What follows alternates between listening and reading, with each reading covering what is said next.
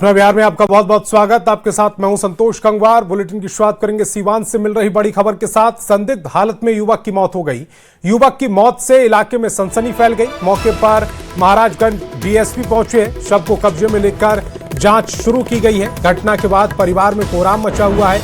महाराजगंज थाना क्षेत्र के राजेंद्र चौक की यह घटना है। सीवान से बड़ी खबर है। संदिग्ध हालत में युवक की मौत हुई। युवक की मौत से इलाके में सनसनी फैल गई। मौके पर महाराजगंज डीएसपी पहुंचे। शव को कब्जे में लेकर जांच में जुट गई पुलिस। घटना के बाद परिवार में कोहराम मचा हुआ है। महाराजगंज थाना क्षेत्र के राजेंद्र चौक की घटना है।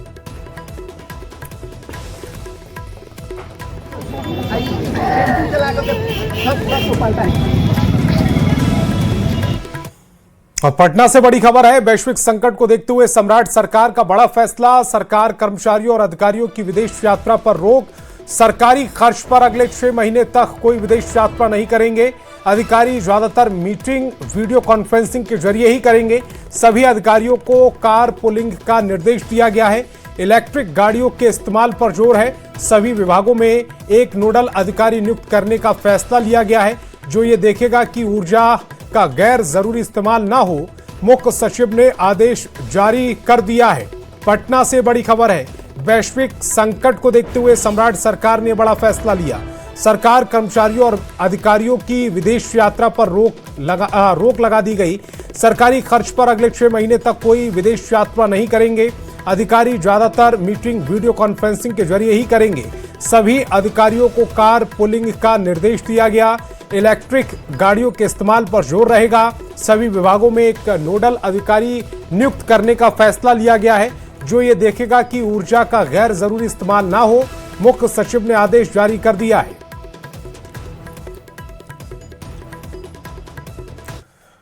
एक और बड़ी खबर मिल रही है। तेजस्वी के बेटे के बर्थडे पर विपक्षी एकता की बड़ी कवायद देखने को मिल रही है। कल तेजस्वी यादव के बेटे इराज का पहला जन्मदिन है।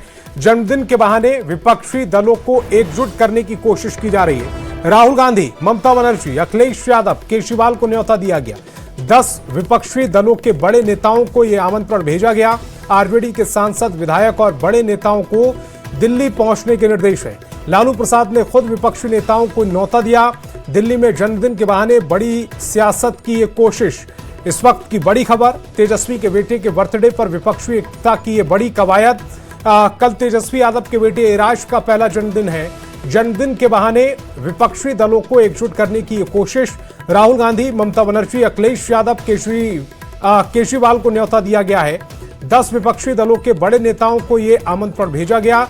आरजेडी के सांसद, विधायक और बड़े नेताओं को दिल्ली पहुंचने के निर्देश हैं। लालू प्रसाद ने खुद विपक्षी नेताओं को ये न्योता दिया। दिल्ली में जन्मदिन के बहाने बड़ी सियासत की कोशिश की जा रही है। खबर वैशाली से, जहां बिहार के पूर्व सीएम नीतीश कुमार एक बार फिर जोश में दिखे। जेडीयू प्रदेश अध्यक्ष उमेश कुशवाहा के घर पहुंचे, जहां पूर्व मुख्यमंत्री नीतीश कुमार ने कार्यकर्ताओं को संबोधित करते हुए कहा कि हम यहां पर आ गए हैं, पहले भी आते ही थे। पूरे बिहार में अच्छे ढंग से काम हो रहा है, इस बार तो हम छोड़ दिए हैं। वहीं नीतीश कुमार ने इशारों में जेडीयू प्रदेश अध्यक्ष उमेश कुशवाहा को नसीहत भी दे दी। उन्होंने कहा कि आप बहुत आगे बढ़िएगा, इधर उधर मत करिएगा। ये लेकर के इनके घरवा पर लेकर के आए, क्यों बनाए और दोबारा बने। अब आप जानते हैं कोई मामूली बात है, पूरे बिहार के लिए इतना बढ़िया है।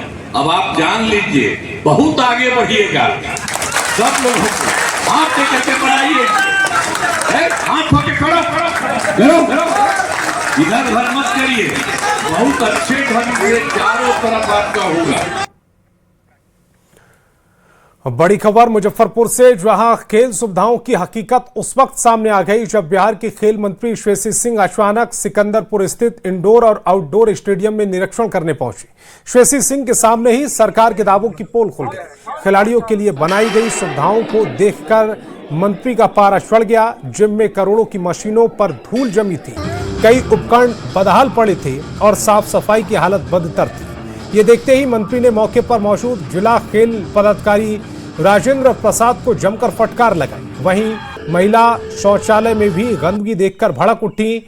इसके बाद मंत्री खिलाड़ियों के बीच पहुंची और बातचीत की। खिलाड़ियों ने भी कई समस्याओं को मंत्री के सामने रखा। जिससे मंत्री और आग बबूला हो गई।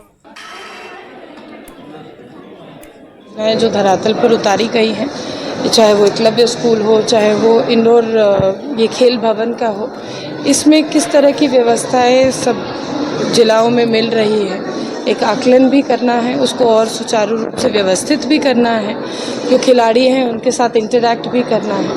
इसी तरह से हम लोग सब जिला जाएंगे। आज मुजफ्फरपुर से शुरुआत की गई है और निश्चित रूप से आगे किस तरह से इसको व्यवस्थित किया जाएगा उसके ऊपर भी हम लोग सोच रहे हैं।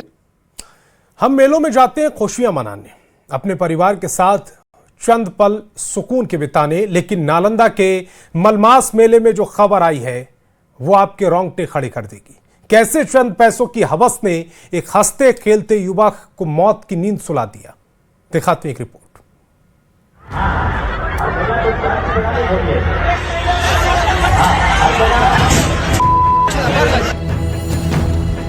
अमन कुमार घर से निकला था मेले की रौनक देखने, चेहरे पर मुस्कान थी और दिल में अपनों के साथ मस्ती करने का अरमान। लेकिन किसे पता था कि नालंदा के ऐतिहासिक मलमास मेले का ये सुनामी झूला उसकी जिंदगी की आखिरी सवारी साबित होगा। झूले से गिरकर युवक की दर्दनाक मौत ने खुशियों के माहौल को पल भर में चीख पुकार और मातम में बदल दिया।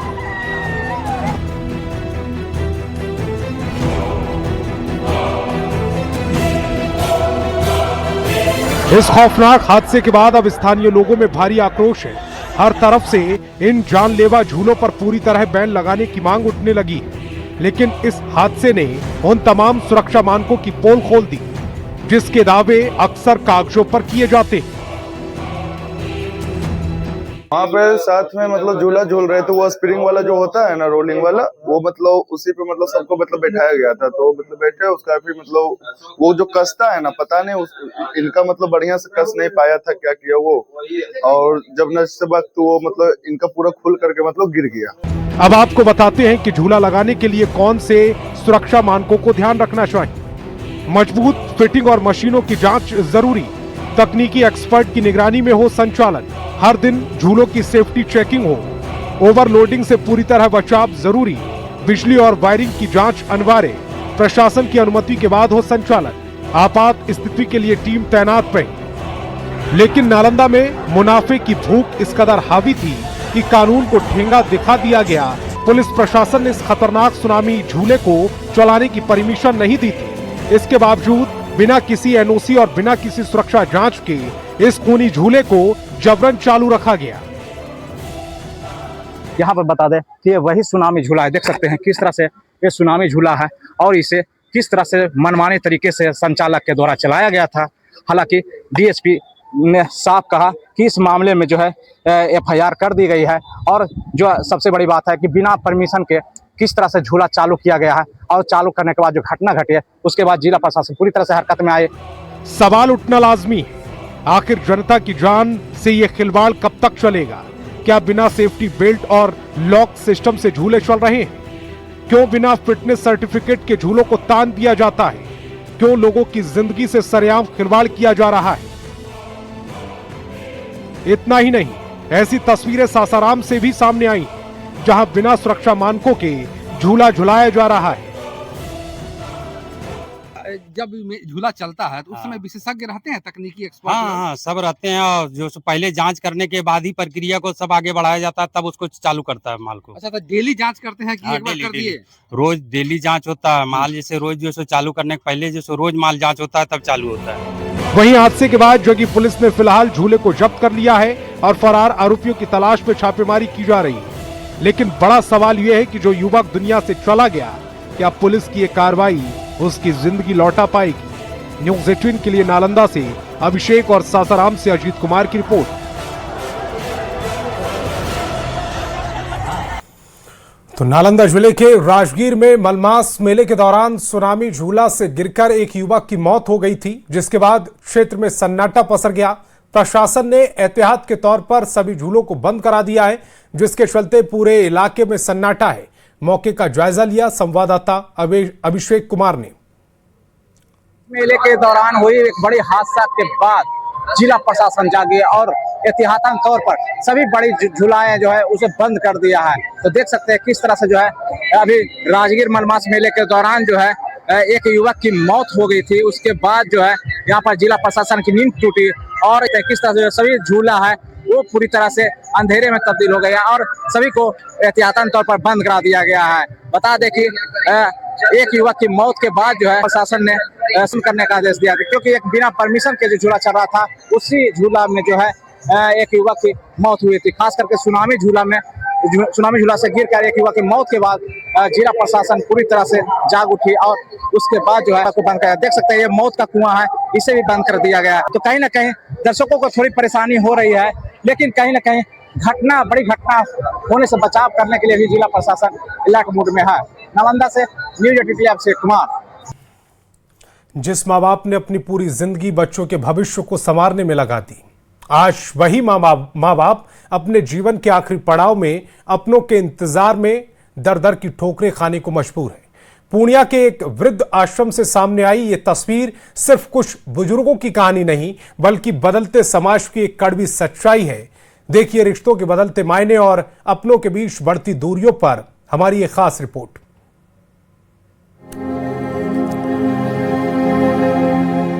ये तस्वीरें पूर्णिया के उस वृद्धाश्रम की है जहां करीब 100 बुजुर्ग अपने जीवन का आखिरी पड़ाव काट रहे हैं। इन चेहरों पर झुर्रियां जरूर हैं, लेकिन इनके भीतर अपनों से बिछड़ने का दर्द साफ दिखाई देता है। किसी ने बेटे को पढ़ाकर डॉक्टर बनाया, किसी ने कारोबार खड़ा किया, तो किसी ने बच्चों को पढ़ा लिखाकर समाज में बड़ा मुकाम दिलाया। लेकिन आज वही बुजुर्ग अपने ही बच्चों के घर में बोझ बन गए हैं।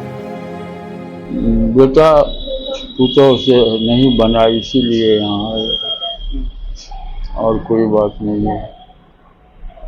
क्या करते हैं बेटा पुतों? पुतों जो है वो हाई स्कूल +2 की शिक्षिका है। बेटा कुछ नहीं करता है, 2 गाय पोस करके। कितने बेटे हैं? 3। कब से आप रह रहे हैं यहाँ? 1.5 साल हो रहा है। मधेपुरा के रहने वाले सिंहेश्वर प्रसाद सिंह कहते हैं बेटा बिजनेस करता है, बहू शिक्षिका है, लेकिन परिवार में तालमेल नहीं बैठा और आखिरकार उन्हें वृद्ध आश्रम का सहारा लेना पड़ा। वो कहते हैं यहाँ खाने पीने और देखभाल की सुविधा तो है, लेकिन अपने घर और परिवार की कमी हर पल महसूस होती है।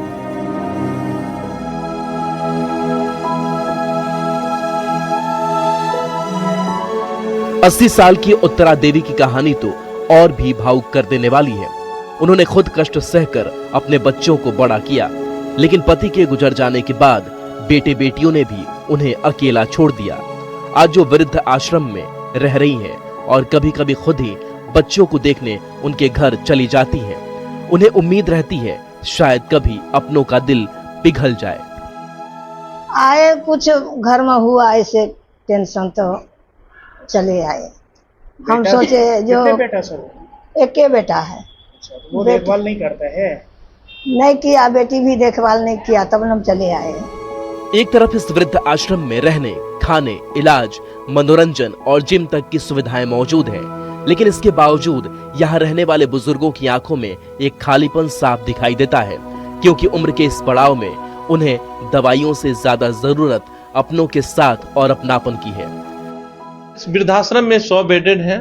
किसी भी तरह की समस्याएं होती है कि या कोई वृद्धजन अपने परिवार में किसी से लग रहा है कि प्रॉब्लम हो गया या अकेले रह रहे हो या उनको अपने बच्चे से समस्याएं हो गया, तो उनको इमीडिएट हम लोग त्वरित यहाँ आवासन दिलाते हैं। फिर आगे जो अग्रेतर कार्रवाई होता है हम लोग नियमानुसार करते हैं। समाज कल्याण विभाग के अधिकारियों की माने तो बदलते दौर में एकल परिवार की बढ़ती संस्कृति ने बुजुर्गों की मुश्किलें और बढ़ा दी है। अब अक्सर ऐसे बुजुर्गों के फोन आते हैं जो अपने ही घर में अकेले पड़ गए हैं। पूर्णिया का यह वृद्धाश्रम भले ही बुजुर्गों को छत और सुविधा दे रहा हो, लेकिन अपनों से मिली दूरी का दर्द आज भी इन दीवारों के बीच सिसक रहा है। बुजुर्गों को जगह मिली है, यहाँ पर अच्छा खाना और सब कुछ मिल रहा है, लेकिन जो अपनापन परिवार में मिलता था वो कहीं ना कहीं उन्हें नहीं मिल पा रही है, जिसका उन्हें अभी भी टीस है। परिवार से अलग होकर माता पिता हालांकि बच्चों के कुशल और उन्हें आशीर्वाद ही दे रहे हैं, लेकिन वही बच्चे हैं जो अपने माता पिता को पूछने तक नहीं आ रहे हैं, देखने भी नहीं आ रहे हैं। ऐसे में सवाल उठता है कि हमारा समाज जा कहाँ रहा है। कुमार प्रवीण, न्यूज़ 18 पूर्णिया। और यूपी के उन्नाव सड़क हादसे में सीवान पुलिस के एक बहादुर पुलिस पदाधिकारी शहीद हो गए, जबकि एक कैदी की भी मौत हो गई। हादसे में सीवान पुलिस के 3 अन्य पुलिसकर्मी भी घायल हैं। दरोगा रवि स्वर्ण राम की मौत के बाद सीवान पुलिस महकमे में शोक की लहर है। शहीद दरोगा रवि स्वर्ण राम के गांव में मातम पसरा हुआ है। शहीद दरोगा बिष्णुपुर महुआरी गांव के रहने वाले थे। परिजन शव लेने के लिए लखनऊ रवाना हो चुके हैं। रवि स्वर्ण राम अपने पीछे 3 बेटे और 2 बेटियों का पूरा भरा पूरा परिवार छोड़ गए। उन्नाव खबर समस्तीपुर से, जहां पटोरी प्रखंड के फतेहपुर वाटर वेज बांध सड़क के किनारे अवैध अतिक्रमण को प्रशासन ने हटा दिया। कोर्ट के आदेश के बाद पटोरी अंचल प्रशासन ने यह कार्रवाई की। इस अभियान के दौरान कई कच्चे और पक्के अवैध निर्माणों को पूरी तरह ध्वस्त कर दिया गया। इस दौरान इलाके में काफी समय तक हड़कंप की स्थिति बनी रही। किसी भी तरह के विरोध से निपटने के लिए मौके पर भारी संख्या में पुलिस बल और अधिकारियों को तैनात कर दिया गया, जिनकी मौजूदगी में पूरा अभियान शांतिपूर्ण तरीके से पूरा किया गया। बिहार के युवा उत्कृष्ट किशोर को पब्लिक पॉलिसी और समाज सेवा के क्षेत्र में उत्कृष्ट योगदान के लिए गोवा में सम्मानित किया गया है। गोवा यूनिवर्सिटी में आयोजित 2 दिवसीय वर्कशॉप में उन्हें केरल के राज्यपाल राजेंद्र विश्वनाथ आर्लेकर और गोवा के राज्यपाल PS श्रीधरन पिल्लई ने सम्मानित किया है। इस कार्यक्रम में देश के 18 राज्यों के प्रतिनिधियों ने हिस्सा लिया। उत्कृष्ट ने कहा है कि 2048 के संकल्प को पूरा करने के लिए युवाओं की सक्रिय भागीदारी बेहद जरूरी है। वह टीम यूके के जरिए पब्लिक पॉलिसी पर काम कर रहे हैं।